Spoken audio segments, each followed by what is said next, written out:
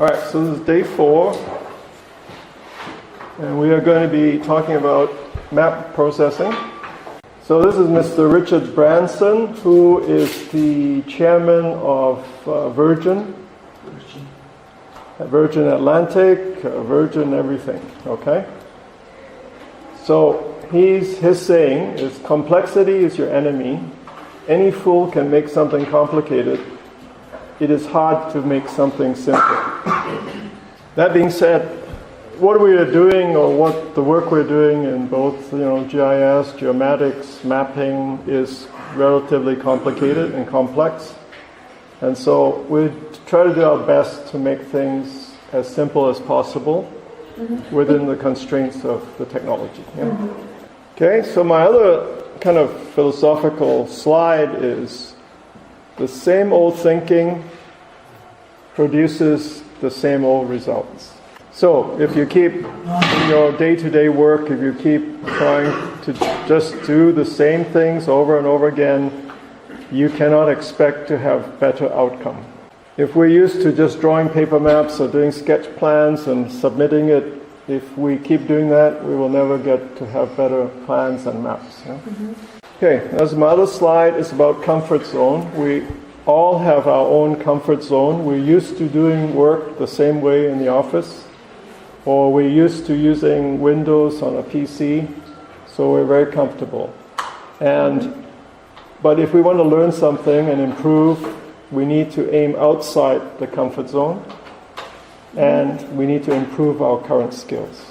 Okay, so I challenge everybody I train to expand their comfort zone. And then this is, kind of, if Canadians, have no trouble asking for help, but I think in Mongolia and in other places, people feel very reluctant to ask for help. But what I want to say is, when you're working with us, it is okay to ask for help.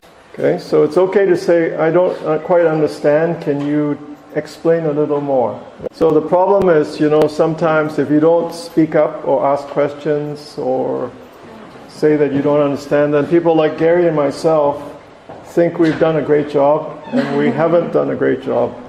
And so it's good to know that we are not doing such a good job. So in 5-10 years' time, I don't want you to tell your children, I was a good camel, but I never made the effort to be a great camel. So it takes effort, and this is part of the comfort zone thing. So if you don't make effort, you don't try, I say that you can't be a great camel. Yeah.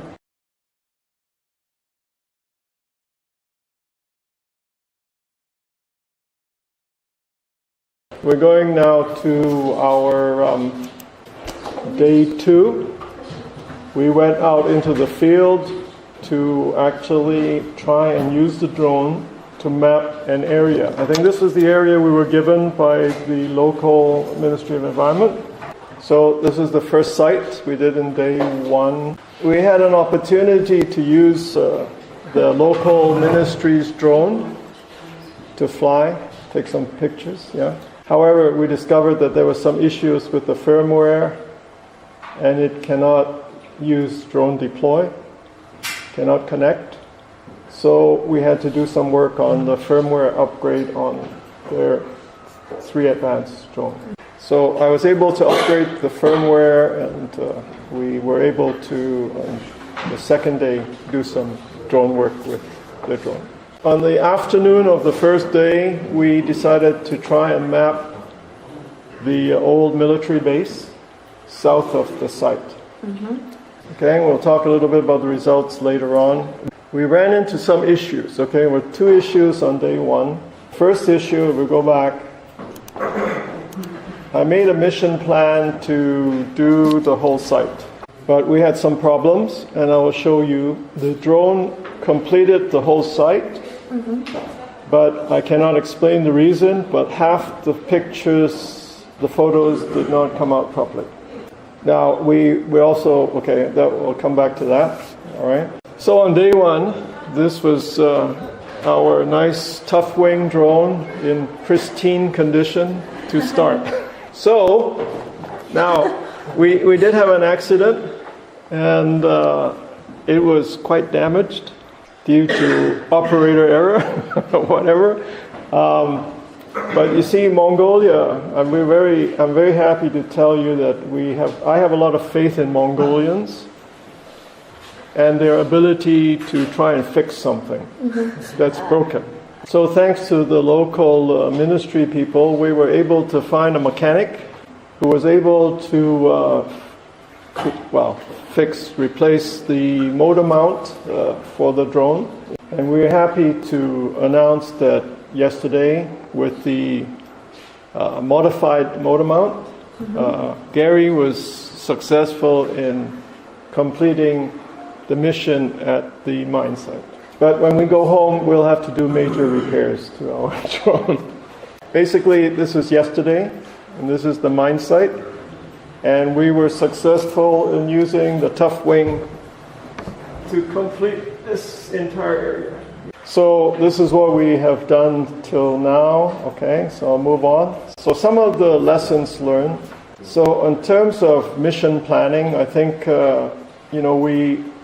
we have successfully demonstrated that we can use drone deploy as a tool to plan missions for the DJI Phantom 3. Yeah. So the process in mission planning, I've laid out the steps up top as a suggested kind of methodology or list. Okay, so first is you use your personal computer, browser, select dronedeploy.com, and then log in. You need to create an account. Yeah? So with the account that you use to set up with Drone Deploy, when you load Drone Deploy app on top of in your Android or your iPad or whatever, you log in with the same account and the two devices will synchronize the project. Okay, so since they will synchronize, you can do all the planning on your laptop. Yeah.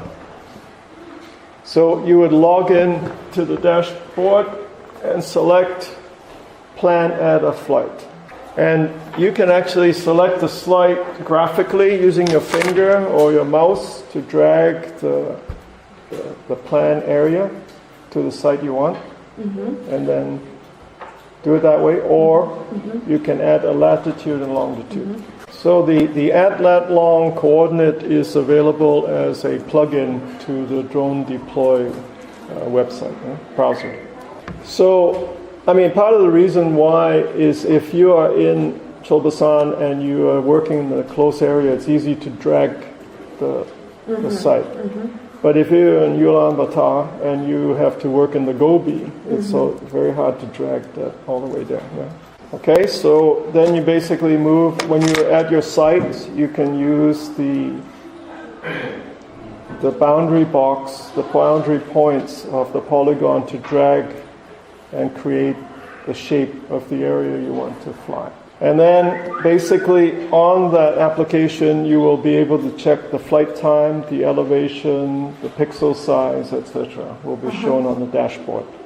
Okay, now we are having some trouble because some mission seems to work and it takes photos, and then we ran into the case where other missions seems to not take any photos.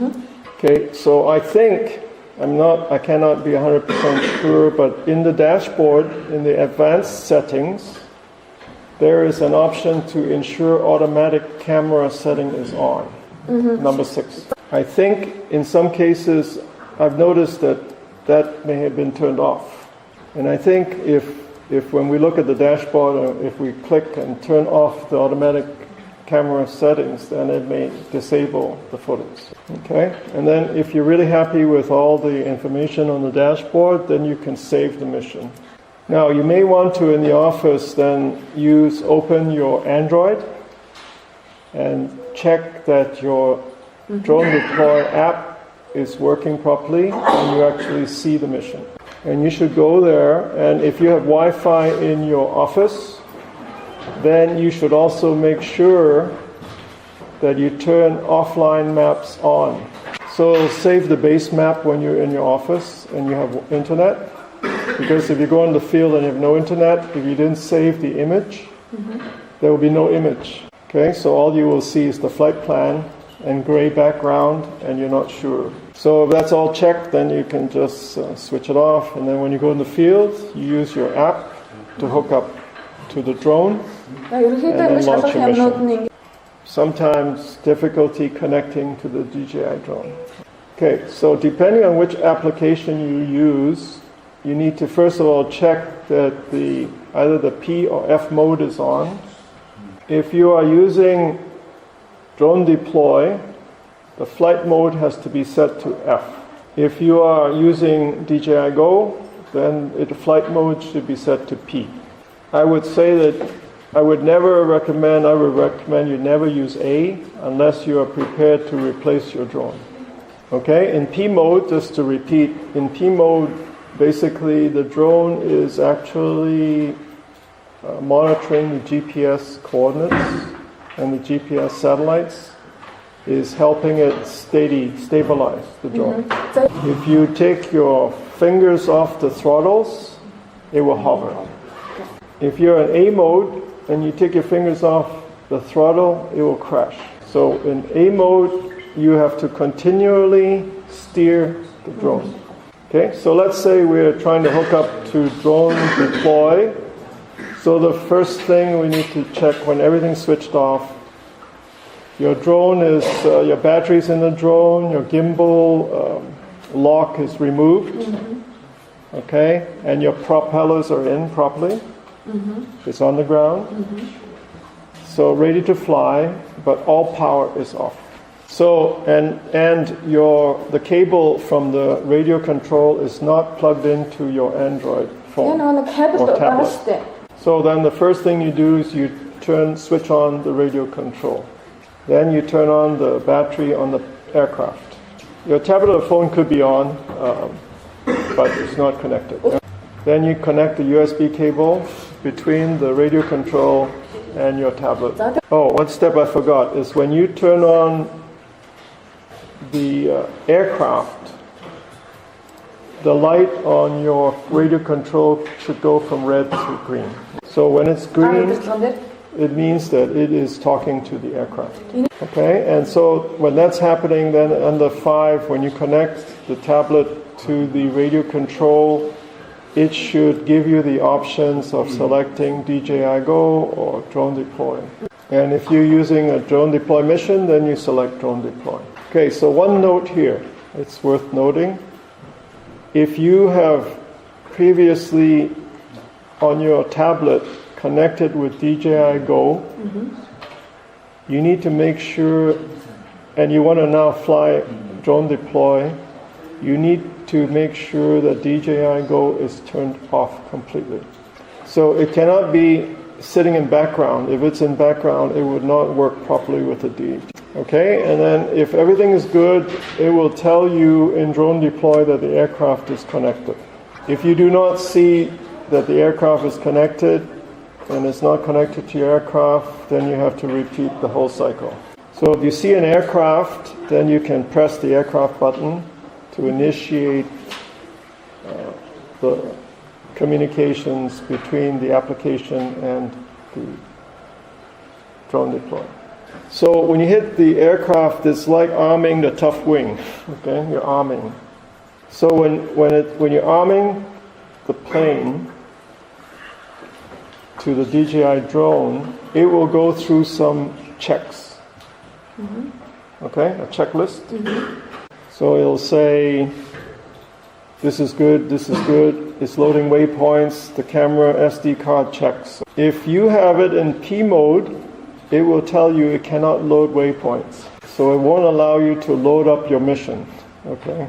Because it's in the wrong flight mode, okay? So anyway, so assuming that all the critical checks are green, then you'll have a tick mark, okay? And then when you see the tick mark and you hit the tick mark, press the tick mark, it will fly the mission. I think you've seen that a few times, okay? We can talk about or discuss that a little more later, okay? So now, day 4 agenda.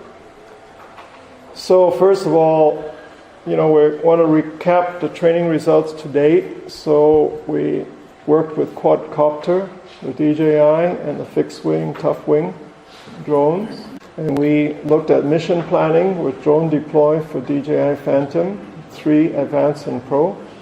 And we looked at Mission Planner for Tough Wing. And then we did field work with the drones on days 2 and 3. Okay, so today, day 4, we are going to look at orthophoto processing or map processing. So we're going to use Agisoft Photoscan Standard. And we're going to look at geo-registration with QGIS. Okay, the other options, we're going to look at Open Drone Map and then Drone Deploy Web Service. Yeah? So that's where we're at.